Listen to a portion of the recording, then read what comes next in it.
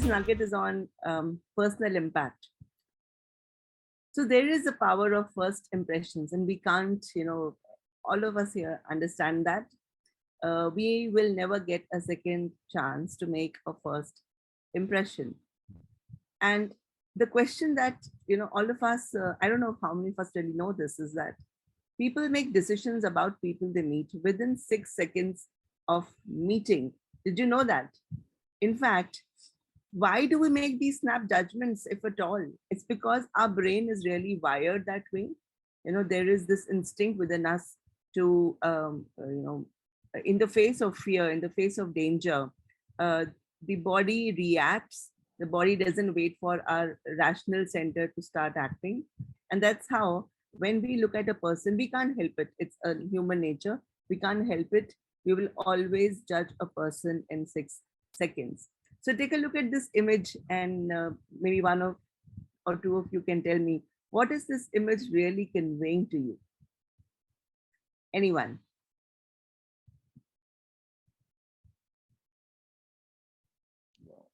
Go ahead. What's the impression? What's the first impression that you get when you look at this image? Gentleness. How nice. Okay. Calmness, poise. Wow. Patience. Right. Look, she likes it. She's smiling. There's a soft Mona Lisa-like smile, It's not, it can't be explained, but there's a smile on her face. Now imagine this girl was coming to you for an interview. You would have automatically, like less than 6 seconds, all of you would judge that, oh, she is somebody who's very gentle. She's very pleasing to look at. And I'm sure she'll actually, whatever I give her, she'll do it, right? The work. Okay, what about this one? What's your first impression of her? Confident. And who does she look like? Corporate woman. Okay. All right. Yeah. Optimist. Optimist. Yes.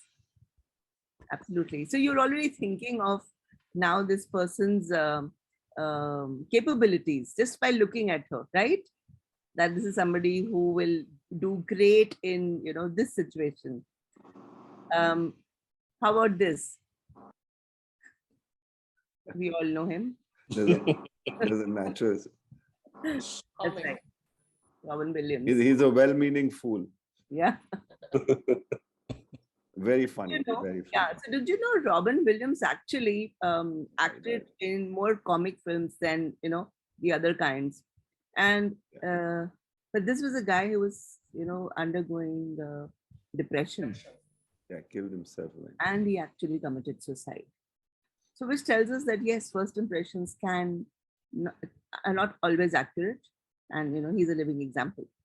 So what are the categories of judgment that we normally, just fall into, or rather start looking at a person? So we look at, okay, if he's dressed in a certain way, so he's probably from a political background, or we just look at the way the person is dressed and say, okay, he's this ethnicity, or he's this religious background, or something about his education level, or even sexual orientation. So these are actually the categories of judgment that we start evaluating or judging people the moment we meet them.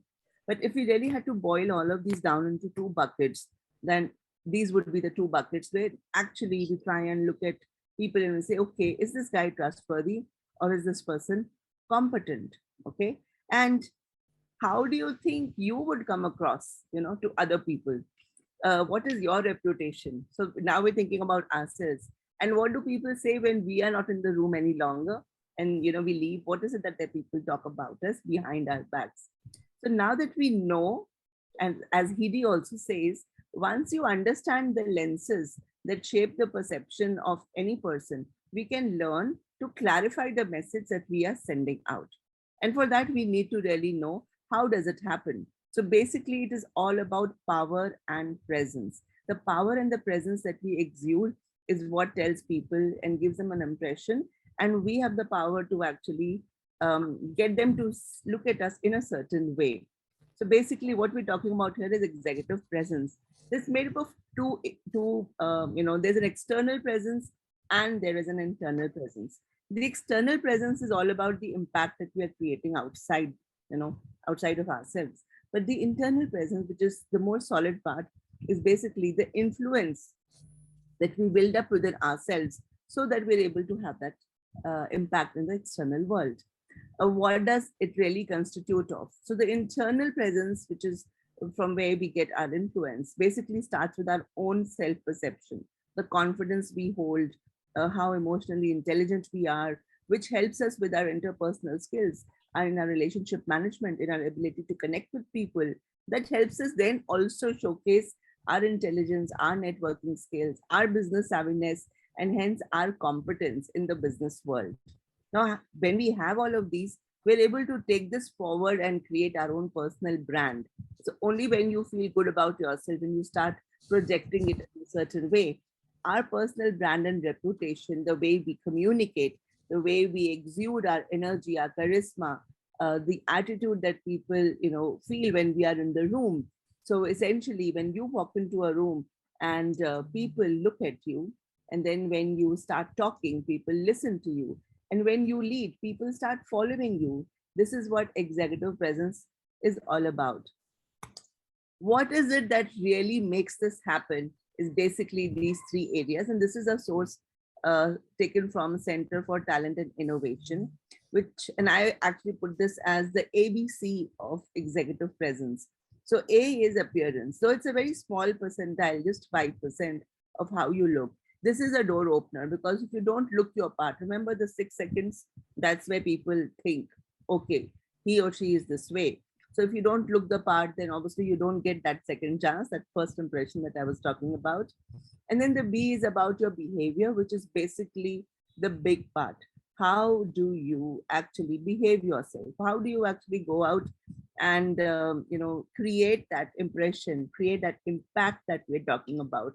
And of course, communication plays such a big important role, because we can never get anything done if you're not communicating well. So as per the Center for Talent Innovation, which in 2014, they did this research, or rather they came out with a study, and that they said that senior executives view the first 3 components as most important. Gravitas, which is how you act, how you behave, how you meet with people, how you interact with them, your emotional intelligence, your leadership, all of that is going to fall here. And then of course how you speak, which is communication. How are you able to articulate? How are you able to actually communicate? How are you able to reach a common understanding with the intended audience, so that both of you are on the same page? But more than that, it is how you're able to actually get them to take an action which you want them to take.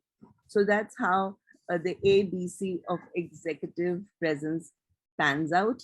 And so today's session was just this. This is part 1 to this nugget. And of course, when I get the second chance, I will be talking about how to create impact. This I'll take in the